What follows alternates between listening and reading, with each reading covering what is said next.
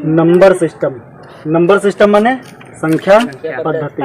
Number system संख्या पद्धति मतलब नंबर को हम कैसे कैसे डिवाइड करेंगे, नंबर को कैसे कैसे अध्ययन करेंगे, अलग अलग तरीके से देखते हैं। नंबर्स मतलब संख्याएं। तो नंबर्स सबसे पहले कितने भागों में डिवाइड है?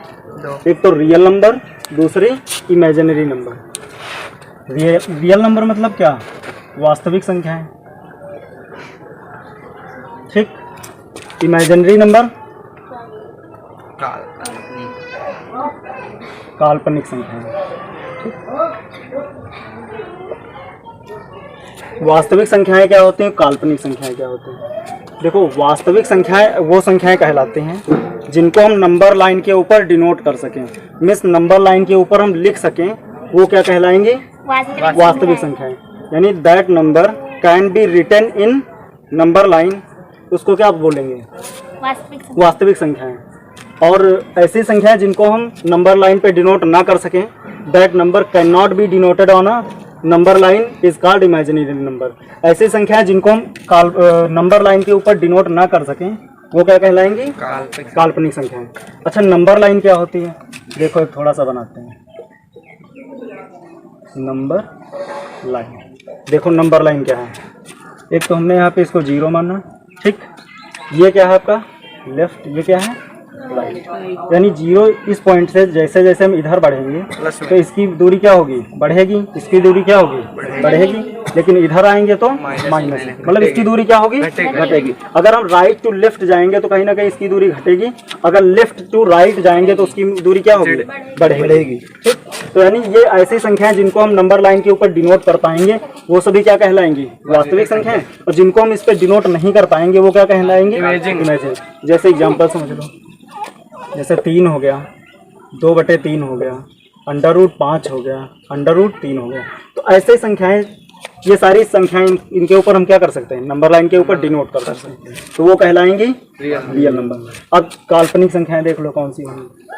काल्पनिक संख्याएं ऐसे संख्याएं जो बेसिकली किस फॉर्म में हो? a+bi के फॉर्म में। कैसी? a+bi के फॉर्म में होंगी, वो क्या कहलाएंगे? इमेजिनरी। यहाँ पे ये आई ना बेसिकली किसको शो कर रहा है? काल्पनिकता को शो कर रहा है, इमेजिनरी को शो कर रहा है। तो ए बी की जगह पे कोई भी वैल्यू हो सकती है। ए की जगह हमने मान लिया 3 प्लस इसके जगह हमने 4 मान लिया, ये क्या हो गया? आई हो गया। इस फॉर्म में भी हो सकती है। अच्छा, ये है क्या? ये कौन सी फॉर्म है? यानी जहाँ पे हम इन दोनों को मिला देंगे, मीन्स रियल नंबर और इमेजिनरी नंबर आपस में जैसे हम मिलाएंगे तो नंबर कौन सी बन जाएगी? कॉम्प्लेक्स। कौन सी बन जाएगी? कॉम्प्लेक्स। वो कौन सी नंबर बन जाएगी? कॉम्प्लेक्स। यानी भी ये कॉम्प्लेक्स का ही रूप है। किसका रूप है? ये कॉम्प्लेक्स का ही रूप है। रियल नंबर और इमेजिनरी नंबर को आपस में मिलाने से ही कौन सी नंबर बनेगी? कॉम्प्लेक्स नंबर मिलेगा, जो कि कौन सी फॉर्म में होगा? a+bi के रूप में होगा। समझ आई बात? अच्छा, यहाँ पे जो b है ना, ये वाली, इसका मान क्या होगा? b does not equal to be 0। इसमें काल्पनिक में b does not equal to be 0। b जो है 0 के बराबर नहीं है। लेकिन यहाँ पे b जो है 0 के बराबर है। किसमें? रियल नंबर में। वास्तविक में b क्या है? 0 के बराबर है। भाई अगर हम यहाँ पे 0 रख दें तो सिर्फ यही तो मान बचेगा, a का ही मान।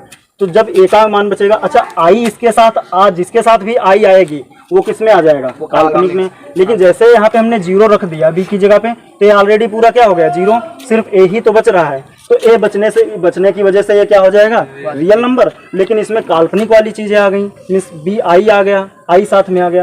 i बेसिकली क्या है? आयोटा को शो करता है। जैसे हमने कोई चीज अंदर लिखी -7, जैसे हमने -7 लिखा, तो हम इसको बताओ कैसे लिख सकते हैं? √7 गुणे -1, ये क्या है? -1, ऐसे लिख सकते हैं।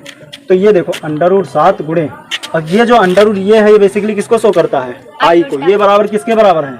आई के बराबर है। ये क्या है? -1 किसके बराबर? आई के बराबर। अगर हम इसको ये बराबर -1 बराबर आई, अगर हम इसका वर्ग कर दें तो क्या हो जाएगा? -1 बराबर i²। ये अगर आई है और स्क्वायर कर दें तो यानी आई का स्क्वायर बराबर क्या होता है? -1। आई का स्क्वायर बराबर -1। तो ये बेसिकली इसकी काल्पनिक संख्याओं की बात रही। तो इसको जैसे क्या लिख सकते हैं? यानी जिनको हम ना लिख पाए, कोई भी फॉर्म लिख लो। एक मान लिया -7 लिख ले रहे हैं, या 3 + 4i हो गया। इस तरीके ये भी जो कुछ भी ये फॉर्म होगी, ये सब किस में आ जाएगा? काल्पनिक संख्या, इमेजिनरी नंबर में। ठीक, अब बात करते हैं रियल नंबर को कितने हिस्सों में बांटा जा सकता है। रियल नंबर को भी दो हिस्सों में बांट सकते हो, रेशनल नंबर और दूसरा इरेशनल नंबर। रेशनल नंबर होती हैं परिमेय संख्याएं। रेशनल नंबर मतलब परिमेय संख्याएं, इरेशनल मतलब अपरिमेय। ठीक, अब बताओ परिमेय और अपरिमेय क्या अंतर है दोनों में?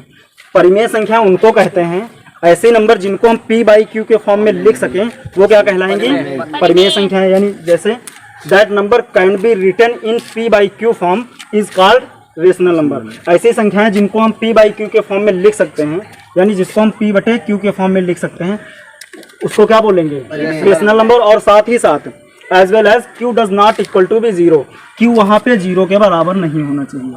q क्या होना चाहिए? q जीरो के बराबर नहीं होना चाहिए।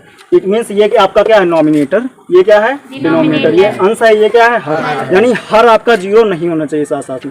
और p on q should be N integer. p और q क्या होने चाहिए? साथ ही साथ में पूर्णांक होने चाहिए। क्या होने चाहिए? पूर्णांक। p और q के साथ में क्या होने चाहिए?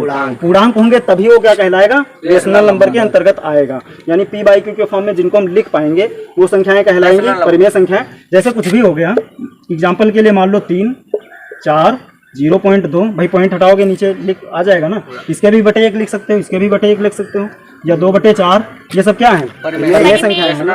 अच्छा, अपरिमेय संख्याएं जिनको हम that number cannot be written in p by q form, जिनको हम p बाई क्यू के फॉर्म में नहीं लिख पाएंगे, नहीं लिख सकते, वो क्या कहलाएंगे? अपरिमेय संख्या। जैसे हमने लिख दिया √3, √5, √2। इस तरीके से ये सब नहीं लिख पाओगे तुम, p बाई क्यू के फॉर्म में कहाँ लिख पाओगे? क्योंकि ये तो पॉइंट में आगे बढ़ती ही चली जाएंगी ना। तो ऐसी संख्या इनको हम नहीं लिख पाएंगे, ये क्या कहलाएंगे? Irrational number. अब देखते हैं इसके विभाग, टर्मिनेटिंग, नॉन टर्मिनेटिंग और नॉन टर्मिनेटिंग। ये क्या है? Basically decimal number. ये क्या है? डेसिमल मतलब क्या? दशमलव वाली संख्या। डेसिमल मतलब दशमलव वाले नंबर संख्या। अब डेसिमल को बेसिकली कितने भागों में बांटा गया है? 3 भागों में। एक तो टर्मिनेटिंग डेसिमल, नॉन टर्मिनेटिंग लेकिन कौन से? Repeating decimal. ये non terminating, non repeating decimal. अब देखो, टर्मिनेटिंग मतलब शांत, टर्मिनेटिंग क्या? शांत दशमलव। यानी किसी भी संख्या को आप भाग दो तो उसमें क्या होगा? कहीं ना कहीं आगे जाके रुक जाएगा। अगर रुक जा रहा है तो क्या कहलाएगा? शांत दशमलव। जैसे मान लो आप भाग दे रहे हो 1/4 को, तो कितना हो जाएगा? 0.25, तो रुक गया ना कहीं जाके, तो ये क्या हो गया? शांत हो गया। अच्छा, नॉन टर्मिनेटिंग लेकिन कह रहा है रिपीटिंग होना चाहिए, बार बार रिपीट करे। नॉन टर्मिनेटिंग माने अशांत, नॉन टर्मिनेटिंग माने क्या? अशांत, लेकिन कैसा हो? रिपीटिंग हो, मीन्स रिकरिंग हो। क्या हो? रिकरिंग हो। क्या हो? रिकरिंग हो, मीन्स जिसकी पुनरावृत्ति हो, मीन्स आवृत्ति हो। क्या हो? आवृत्ति हो। तो आवृत्ति होगी तो क्या होगा? रिकरिंग होगा, मीन्स लगा बार बार कोई संख्या। जैसे हमने कहा मान लिया 0.3333 हो गया ना। इसको क्या लिख सकते हो? 1/3। जब भी 1 को 3 से भाग करोगे तो कहीं ना कहीं यही आएगा। जैसे हमने लिख दिया 0.353535, ऐसे डॉट डॉट, ऐसे डॉट डॉट चलती रहेगी। इसको बताओ कैसे लिख सकते हो? इसको 35/99 लिख सकते हो। ठीक, जैसे मान लिया हमने लिख लिया 0 पॉइंट कुछ भी ले लो, 125 125 125 ले लिया ना। इसको डॉट डॉट डॉट है आगे, ऐसे लगातार चली जाएंगी, मीन्स रिकरिंग है ना ये, तो ये ऐसे जाएगी। तो इसको कैसे लिख सकते हो? 125। भाई 125 की बार बार पुनरावृत्ति हो रही है, इसमें क्या हो रही है? 35 की बार बार, इसमें 3 की पुनरावृत्ति हो रही है। तो इसको कैसे लिख सकते हो? 125/999। तो इस तरीके से क्या हो गई? नॉन टर्मिनेटिंग, लेकिन कौन सी वाली? Repeating decimal. अब बात करते हैं non terminating, non repeating. Means non terminating क्या? अशांत तो होगी, लेकिन साथ ही साथ में नॉन रिकरिंग भी होगी। ये तो रिकरिंग हो गई, मीन्स आवृत्ति वाली, और ये साथ में क्या होगी? Non recurring. ठीक, नॉन रिकरिंग भी होगी, मीन्स जिसकी आवृत्ति बार बार ना हो। समझ रहे हैं? जैसे इसमें 3 की बार बार हो रही थी, लेकिन इसमें 125 की हो रही थी, इसमें 3-5। ऐसी संख्या जैसे मान लिया लिख दे 0 पॉइंट कुछ भी लिख लो, 2 4 5 3 8 7 6, ऐसे डॉट डॉट चलते जाएं अनंत तक के, जिनका मान निकालना संभव ही ना हो पाए। जैसे मान लो √3, इसका मान क्या होगा? देखो 1.7321 करके डॉट डॉट ऐसे बढ़ता 5 लाख तक के ऐसे से खोजा जा चुका है √3 का मान। 5 लाख संख्याओं तक खोजा जा चुका है, अभी खोज जारी है, लेकिन फिर भी इसका पता नहीं। जैसे मान लिया अंडर रूट मान लिया हो जाए अंडर रूट 2 क्या हो जाए 1.414 करके डॉट डॉट डॉट लगातार चलती ही चली जाएंगी, लेकिन इनको आप क्या पी बाई क्यू के फॉर्म में नहीं लिख पाओगे, इनको भी नहीं पी बाई क्यू, लेकिन इसको लिखा जा सकता है। देखो ये पी बाई क्यू के फॉर्म में है कि नहीं है, ये भी पी बाई क्यू के फॉर्म में है कि नहीं है।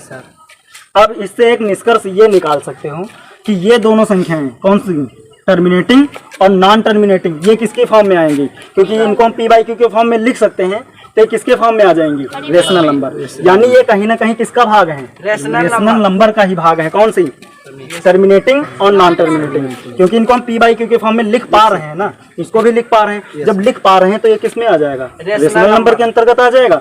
और इसको देखो हम नहीं लिख पा रहे हैं क्योंकि ये लगातार चलती ही जा रही है, तो जब लगातार चलती ही जा रही है तो ये किस में आ गया, ये नॉन टर्मिनेटिंग का हिस्सा और साथ ही साथ में किसका है हिस्सा, इरेशनल नंबर का, मींस अपरिमेय संख्याएं भी इनको बोलेंगे। तो ये कुछ बेसिक से आगे बातें रही इसकी आगे की नेक्स्ट वीडियो में।